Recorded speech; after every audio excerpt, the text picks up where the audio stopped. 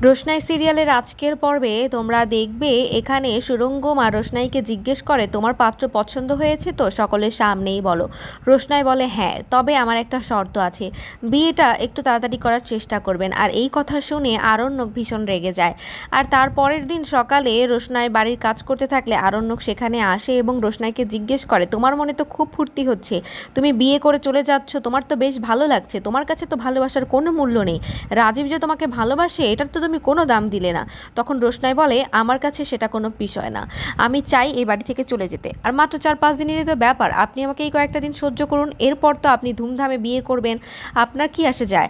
তারপর রোশনাইকে এখানে আরণ্যক বলে হ্যাঁ, তুমি তো এখান থেকে চলে যেতে চাও, তুমি তো তাই চাও, একটা বুড়ো লোককে বিয়ে করে তুমি খুশি হতে চাও। আর তারপর রোশনাই বলে আমি আপনার সাথে কোনো কথা বলতে চাই না এ ব্যাপারে। আর সেখান থেকে রোশনাই চলে যেতে থাকলে আরণ্যক পেছন থেকে তার হাতটা টেনে ধরে। আর এখানেই পর্বটি শেষ হয়ে যায়।